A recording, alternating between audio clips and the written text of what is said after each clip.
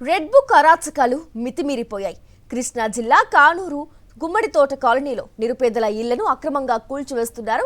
భారీ పోలీసు బందోబస్తు నడుమ జేసీబీల సాయంతో ఇళ్లను నేలమట్టం చేస్తున్నారు. ఎలాంటి సమాచారం ఇవ్వకుండా తెల్లవారుజాము నుంచే ప్రక్రియ ప్రారంభించారు అధికారులు.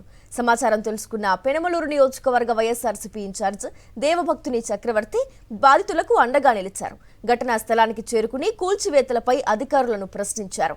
నిరుపేదల ఇళ్లను కూల్చివేయడం అక్రమమని వెంటనే ఆపాలని నిలదీశారు దేవభక్తుని చక్రవర్తి. దీంతో పోలీసులు ఆయన్ను అక్రమంగా అరెస్టు చేశారు. పిఎస్కు తరలించకుండా రోడ్లపై తిప్పుతున్నారు.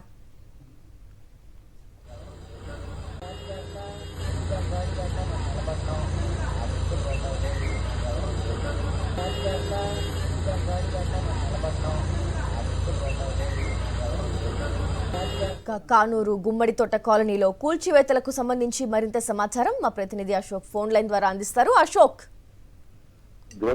గత 40 ఏళ్లుగా అక్కడ పేదలు నివసిస్తున్నారు. అయితే కొట్టమి ప్రభుత్వం వచ్చిన తర్వాత అక్కడ ఆ ప్రాంతాన్ని ఖాళీ చేయించాలని నిర్ణయించుకున్నారు. ఈ క్రమంలోనే దళితుల ఇళ్లను కూల్చివేతకు ఇప్పటికీ 2 సార్లు ప్రయత్నించిన పరిస్థితి. గతంలో కూడా 10 రోజుల క్రితం ఇలాగే పోలీసులు అలాగే మున్సిపల్ అధికారులు పెద్ద ఎత్తున అక్కడికి వెళ్ళిన క్రమంలోనే ఇన్ఛార్జి దేవభక్తుని చక్రవర్తి ఆ రోజు కూడా గట్టిగా నిలదీశారు. ఎలాంటి నోటీసులు లేకుండా అలాగే వారికి ఎక్కడ పట్టాలు ఇవ్వకుండా ఇల్లు ఖాళీ చేయడం సరైనది కాదని నిలదీసిన పరిస్థితి. ఈ క్రమంలో వీళ్ళు తెల్లవారుజామున అక్కడ ఉన్న ఇళ్లన్నింటినీ కూడా తొలగించేందుకు పెద్ద ఎత్తున పోలీసు బందోబస్తుతో పాటు జేసీబీలను తీసుకుని ఇచ్చి అధికారులు ఇళ్లను కూల్చివేస్తున్నారు. ఈ సమాచారం తెలుసుకుని చక్రవర్తి అక్కడికి వెళ్లి వారిని నిలదీసిన పరిస్థితి. పేదలకు అండగా నిలిచేందుకు వెళ్ళిన చక్రవర్తిని పోలీసులు అక్రమంగా అరెస్ట్ చేశారు. దాదాపుగా 3 గంటల పాటు తమ వాహనంలో రోడ్లు అంతా తిప్పి కొద్దిసేపటి క్రితమే ఆయన్ని తిరిగి ఆయన ఇంటి దగ్గర దించినట్టుగా కూడా తెలుస్తుంది. మొత్తానికి ఈ ఘటన మీద తీవ్ర ఆగ్రహం వ్యక్తం చేస్తున్నారు వైఎస్ఆర్సీపీ శ్రేణులు కావచ్చు, చక్రవర్తి కానీ.